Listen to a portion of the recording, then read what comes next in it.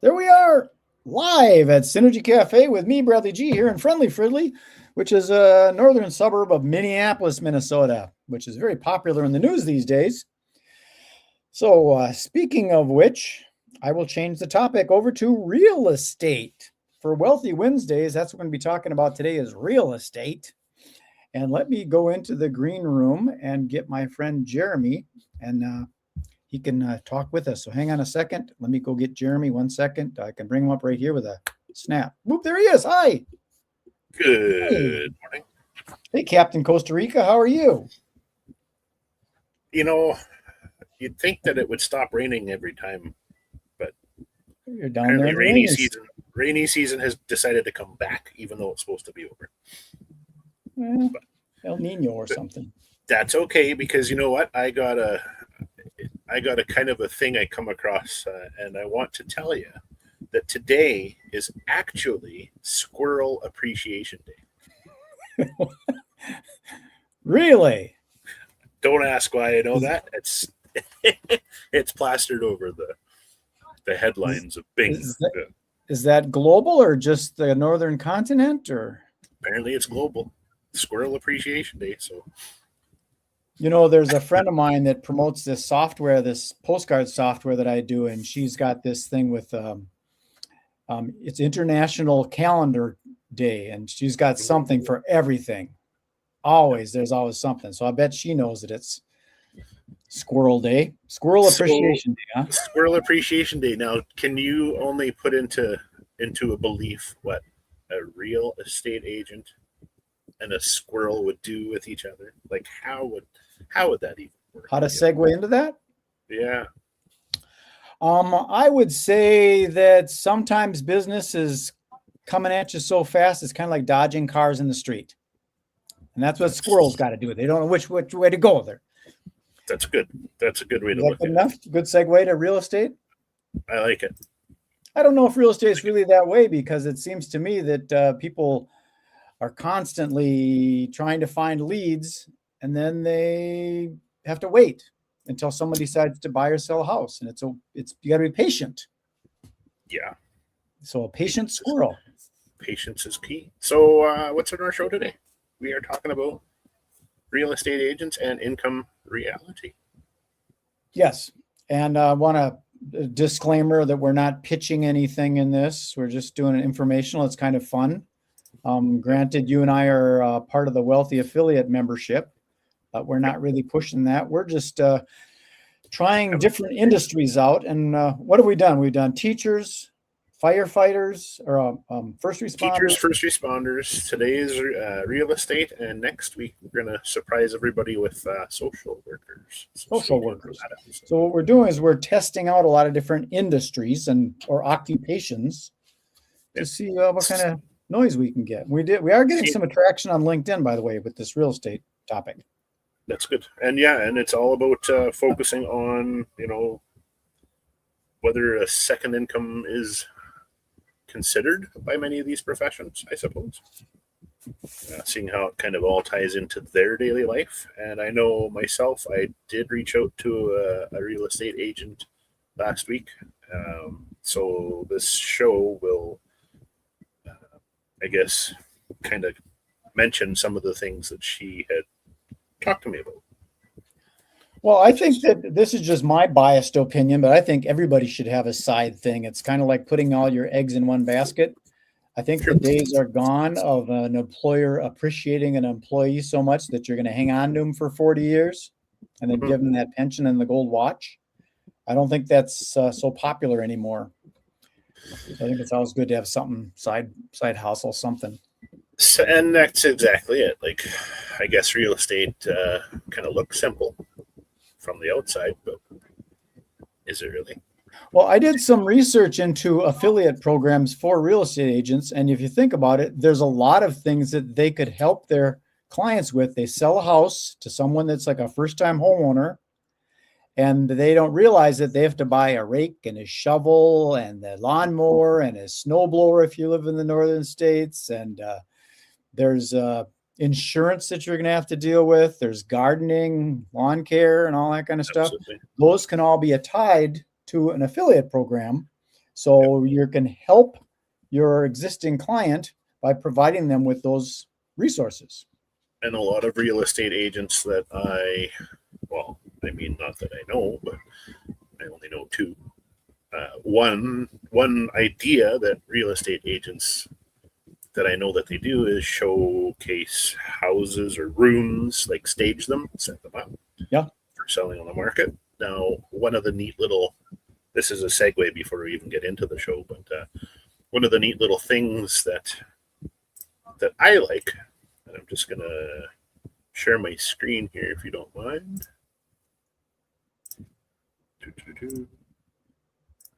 Share my screen. I want that one. So okay. This is kind of a neat little tool inside Wealthy Affiliate that we have, that if you were to take a room on the left-hand side, obviously the before photo, if you knew that person didn't have that house cleaned, you could easily set it up in your image studio right here in the platform that shows you the after side kind of thing. Okay, you're using the AI features and stuff to be able to clean and house. Wouldn't it be nice if you could just do that, clean your house in 30 seconds? Right? Just makes so much sense. Yeah. So that's kind of a neat thing that I know real estate agents do, and it's an option. I mean, that's just one of the many things that I think Wealthy Affiliate could help with. But again, we're not here to discuss that. So let's talk about the real estate. The real estate, I'm looking at it as some comparisons for real estate type people, because it is commission based. So you don't get paid unless you sell a house.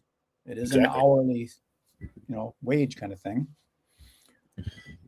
What else is there? So that's like no guaranteed paycheck. Although some people, I don't know, how does that work with an agency, with a real estate agency? Do they actually pay their agents to be in the office?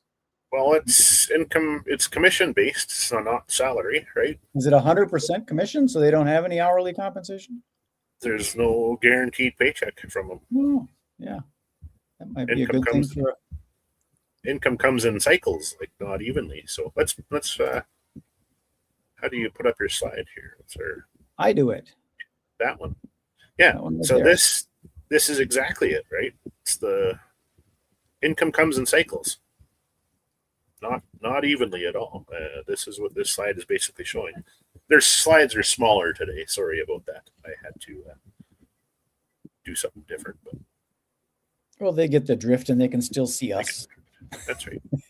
Zoom in with your magnifying glass if you have trouble reading. But no. Hey, what expenses exist whether deals close or not? This is what this kind of means, right? Wealth conversations in real estate are usually about stability, and it's not upside.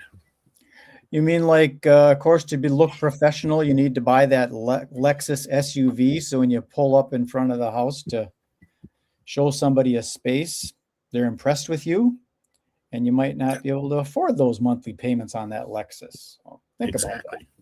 Yeah, exactly. So I had, like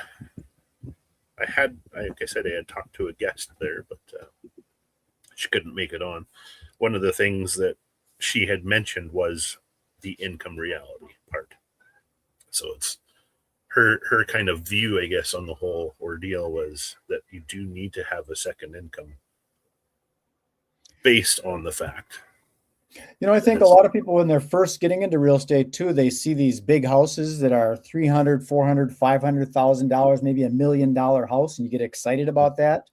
They don't realize that the commission is part of a commission of a part of a commission kind of thing. It's everybody's taking a little bit out of the pie. Yeah, no, big time. I guess in bigger city centers, I don't know, like Minnesota or whatever, compared to a smaller town or a smaller area, the real estate would depend on, or the agent would depend on what they're selling too. So, well, in Minneapolis here, we've got a big lake. It's a big chain of lakes called Lake Minnetonka. Mm-hmm. And actually in the Purple Rain, Prince made that famous because he was out there on his motorcycle on Lake Minnetonka driving around. And there's very well-to-do people out there because it's a big lake. Yeah, and it all depends on how the real estate agent themselves too, I think, frame themselves. So Yep. a lot of them do work together. I know that for a fact. Different areas. If one area overlaps, different realtor companies, everything kind of forms upon one unified decision as to who gets that sale or who gets that sale. So there's always competition in the real estate world too. It's a little bit territorial, yeah. Yeah. Let's talk numbers. Slide 2. This is going to be kind of slide 2. Let me get over there. A fun little statistical information. Slide 2. Real estate income variability. Not a tongue twister. It is for me, variability. Variability. Yeah, median real estate agent's income, U.S. 2023. The stats say approximately $49,700 per year. The top 25% of agents earn approximately, less than $87,000 annually. The bottom 25% of agents earn $27,000 annually, and 78% of agents report fluctuations quarter to quarter. And that's industry surveys. Okay. Let me pull that out of the way and get us back up there. Yep, there we are. Well, yeah, that's a thing that some people don't realize. I think some of the appeal of being a real estate agent is you're not locked up in an office. You're out driving around, taking people to see different properties. And that could be kind of feel prestigious. If it's a nice day, driving around town. Sunshiny, rain, snow. It could be dumping snow and you're trying to go show a house. How's that going to happen? Yeah, you might have to postpone that. So a real estate agent has to give some consideration to that. Working together with schedules. All of a sudden, I can't come and check out houses today because I have to, take my kid to soccer or whatever. Exactly. So yeah, I mean, real estate isn't low income; it's just uneven income in the grand scheme of things. And some people aren't comfortable with that because they like to have that guaranteed paycheck that comes in on Friday or every other Friday. Mm-hmm. Yeah. I'd like to see if there's any agents watching. How predictable does your income feel year to year? Be a neat question year. It'd be a neat question to get the actual answer from a real estate agent. It's one that if they're watching the show. Yeah, because I guess you could have a dry year depending on what the market is doing as far as real estate. Yeah. I mean, income, because it's uneven, you'd have to think, where do they get that evenness of their income from? Sale to sale, or is it year to year? I think it's year to year. I think you have to look from a bird's eye view, take the big picture of, what if you sold 3 houses in the beginning of the year and nothing after that? I know when our house was listed for sale a few years ago, we had 2 full years where we waited and waited and waited without any sales happening. So, I mean, when it finally sold, it was one of those things like the market's not always hot and the market's not always cold. And especially if you got that situation where you're, from the homeowner, you're selling your house, moving into another house, coordinating when the sale closes so you can move into your next phase of your life. Yeah. Buyer intent. To me, there's a lot of crazy stuff that goes on in your head. And I don't know. I thought about being a real estate agent, and it's an emotional thing. And some people do have the knack for doing it. Don't get me wrong. I mean, they can sell ice to an Eskimo. They could probably sell, any type of house if they wanted to. But I have a real estate friend. I can't remember his last name. His first name is Tim. And he, what he used to do when he'd sell a house to someone, he says, we're going to have a house party. You're going to invite as many people as you want that can fit in the house.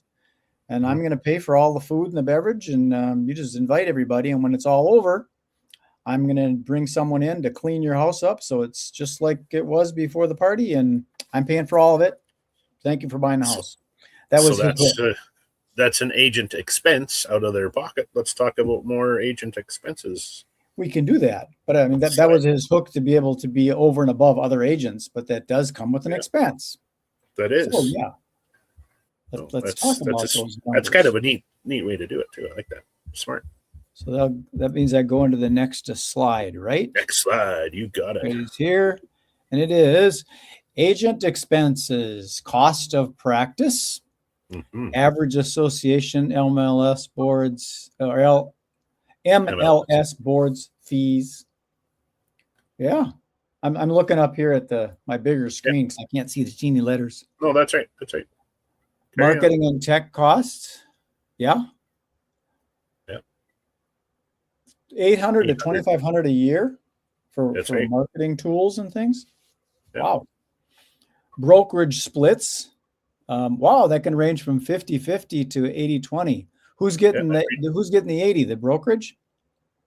That's one thing I wasn't kind of entirely sure on, but I would say you're right. Yeah, so that can cut into $1 million house, can it? That reduces gross commissions extravagantly, doesn't it?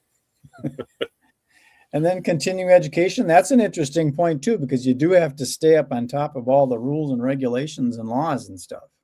Yeah, and that costs money and time for sure. Our real estate agents, we just went to an event with them, and they had brought in an attorney that talked about when someone dies and you got to figure out who's the beneficiary and not going into probate and how to do a will and all that kind of stuff. So that costs them to, free pizza and all that, and having that guy come in and talk all his expertise. Those are things that you got other expenses because you're sort of self-employed when you're a real estate agent. You are. I mean, so it's like marketing, for example, the marketing and tech 825, that's things like signs, photos, like we just talked about, the staging of photos, ads, they are all agent paid. So, expenses continue even in the slow markets. If you're running your house ads or whatever you're doing, all that stuff's going to cost. Yeah. So what did we say? Gross commission is not take-home income. That was one of the key kind of insights based on that slide. And I suppose reaching out to the real estate agents that are watching or watch the replay again, question for them: what expense do you think most people outside real estate don't realize agents pay? It's more of an audience question, not a real estate agent. Sorry. What expense do you think most people outside of real estate don't realize agents pay? So you're asking the question to people that aren't in real estate? That's right. Why am I hiring a real estate agent? Yeah. Why don't I just do it myself? That's true. I mean, I know as an example, before we even put our house on the market, I tried listing, privately through kind of a private owned real estate marketing company. So I had my own sign come up and paid out of pocket for my own expenses. $600 of my own expenses added up to me. Now put that into the reality of what a real estate agent puts out there. $600, they're getting commissions back, but do they get that cost of expenses back? And sometimes it's not a monetary thing. What brought to my mind when I sold our house here in Golden Valley, Minnesota, I was doing some Craigslist ads because that is a real estate platform. It started kind of like an apartment seeker platform. There's a lot of real estate stuff on there, but you get a lot of wackos on there. Yeah. So that can take and end up being a bunch of wasted time and emotional stress and stuff dealing with the craziness and stuff. So For sure. sometimes that could be an expense that isn't necessarily monetary, but maybe more expensive than you know. Yeah, no, that's smart too. I mean, Craigslist. I hear so many weird random things on Craigslist. Yeah. Yeah, the good, the Interesting. bad, and the ugly. Interesting. So Let's, slide 4. Yeah, let's carry on here. Slide 4 is time and workload, which that was a segue to it, because sometimes when you spend all that time working on this stuff, so I think it's a big thing to be able to outsource to someone that knows their business, like a real estate agent. It's probably worth it to have a real estate agent when you're buying a house or selling a house. In fact, we had to do that. I had hired a friend of mine that's an ex-friend of mine, and he said he could sell it, but nothing happened. So we had to find another real estate agent quick. Yeah. Yeah. You get better results in the end. Okay, let me bring their slide back up and we'll go on to slide number 4. Number 4. Time and workload reality. Mm-hmm. You want to take this one? Sure.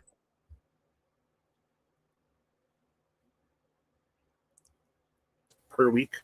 That's from industry surveys. So long hours are normal, especially evenings and weekends, right? Which is 8 to 12 plus hours common on weekends and evenings. Number 3 says showings and client meetings. These are often outside the 9 to 5. And the responsive client responsiveness is expectations are quite high. So, I mean, you're punching in after 5 p.m. saying, okay, yeah, I'll meet up for coffee and let's sell your house. That's happening more than people realize.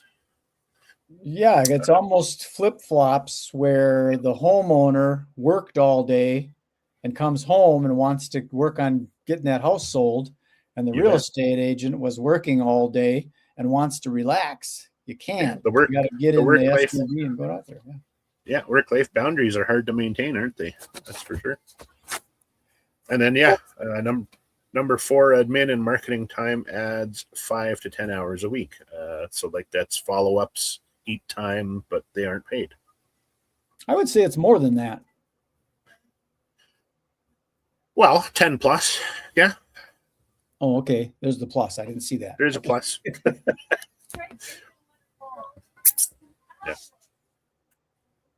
But yeah, key insights on this slide here. Time pressure exists even when deals aren't closing.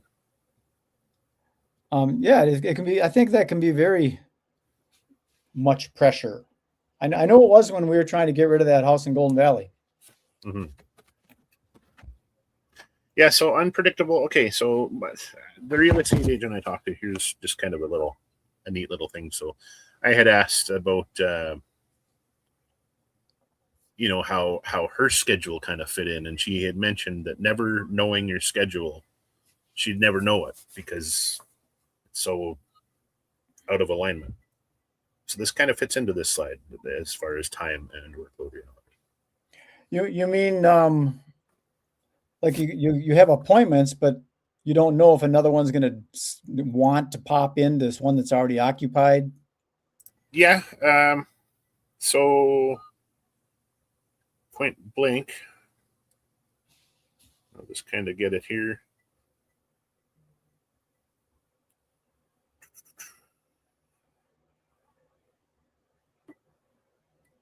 Okay, so yeah, it doesn't. I can't find the exact part of the message that we did here, but hard to break into for new agents and never a guaranteed paycheck was one of the most interesting things she just mentioned. So, well, that's the thing of the entrepreneurial mindset that there isn't a guaranteed paycheck. You have to get out and get it done. Yeah. And I guess that's here. Let's segue into number 5 slide because that does tie into the agent perspectives. Let's do that. Number 5, agent perspectives on second income. Yeah, I would bet that a lot of agents think, I don't need a second income. I don't want to take the time to work on a second income. I'm busy. And they are busy. No ands, ifs, or buts about that. It's just hard to to duplicate, I guess, if you wanted a second income or how to get a second income. But industry surveys do show approximately 30 to 40% of agents pursue supplemental income paths.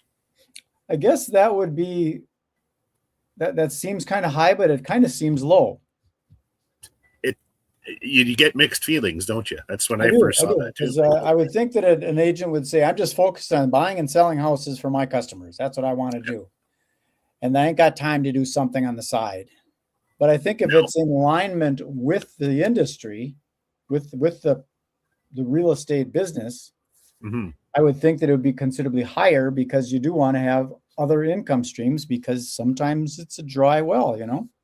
Yeah, it's often about smoothing risk at this point in time. 54% of agents report income instability as a top stress factor. That one was a neat one. And then 2/3 of newer agents consider part-time work early in the career. Now, those sources are from Realtor Association surveys and industry studies. I would, if you want, I would be kind of curious to find out what's the heart attack rate for stressed out real estate agents. A very good possibility the percentage is in the mix. Okay. Oh dear. So, question for agents watching again in this section: did you have a backup income when you started? Inquiring minds want to know. Okay. I would think that they would, and that wouldn't be necessarily a backup income, but it might be their other gig Mm-hmm. that they're doing real estate on the side. In fact, I know some people like that. They decided to, go get their real estate license, but they kept their job at the restaurant. Yeah, no, I know of at least one person that just did real estate on the side, but then I also know the other half where they completely swapped their career choice for just becoming a real estate agent. I guess that's probably the dream is get out of the restaurant job or the retail job and be a full-time real estate agent. That's the glamorous life, showing beautiful homes. And it depends on the area again, like we had mentioned earlier. It really has to hone in on that area or that I guess market for them. I wonder if they have like an investor mindset where they did sell some houses and rather than going out and doing a vacation or getting a car or a boat, maybe they should put that money into a place that's bringing back some income, invest it into something wise. Yeah, because you got bills to pay. They do. So they're normal humans like we are. What do we got?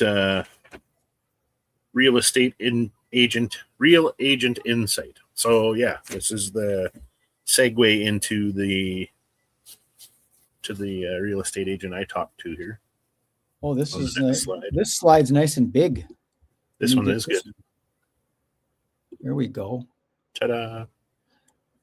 So no guaranteed paycheck, lots of costs and variability. Best parts, people and milestones, but financial swings are real. Yeah, that's paraphrased with permission, absolutely. So she basically told me, the rewards come from people and milestones. She loving the work didn't remove the income stress. And there are lots of fees and expenses and no guaranteed paycheck, like she said. So that's, I guess it varies from agent to agent, or it could vary from agent to agent, or this is the exact thing that all agents are going through. It's one of those things. The stress thing has been coming up a lot, and I can see how that, like I had a mild stroke in 2012, and it came out of nowhere.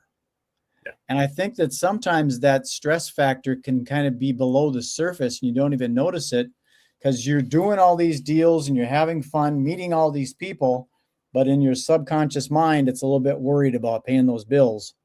And it could sneak up on you. Yeah. So I think it'd be a good idea to have a side something. Anything. I don't know. Maybe us as affiliates, we should become real estate agents, or we could help them out. Maybe we could do we help you and they help us type thing. Well, I seriously thought about it because I like the real estate industry, and there are a lot of little things like that with the affiliate element of stuff. There's like the pay-per-call kind of thing, or pay-per-interview kind of thing, and that comes into like the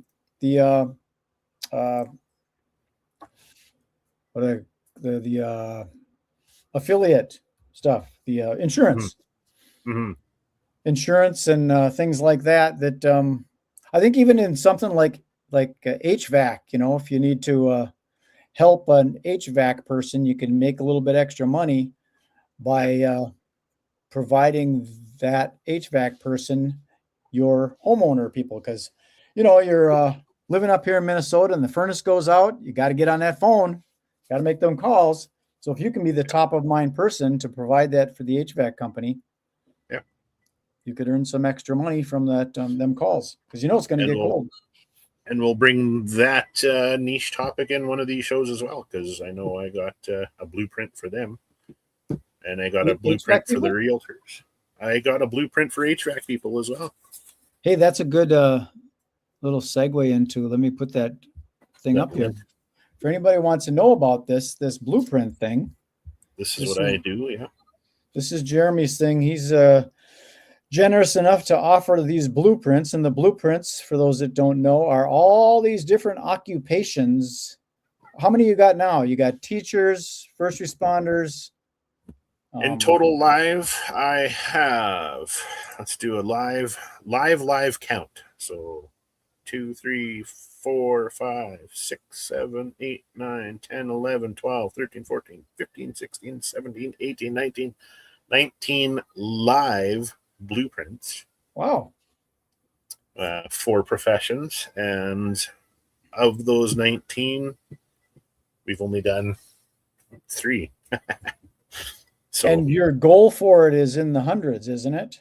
My goal is I actually have planned for 107 blueprints. So there's. So if anybody's watching this and is in some weird occupation and you'd like Jeremy to put together a blueprint for your occupation, maybe you want to get out of it, reach out to Jeremy on from0to100k.com,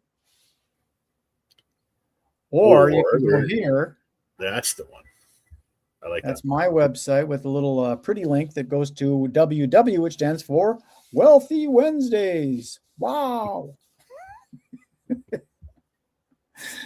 This is fun. I enjoy being self-employed. What could we talk about here? Let's see here. It looks like we were kind of basically almost wrapped up the show, didn't we? Blueprint insert after slide 6. It says we've done that part. So we're good to go. Well, we're closing off then. Yeah. But this is fun to talk about. Like you said, we acknowledge the difficulty, at least, and resilience of the real estate agents.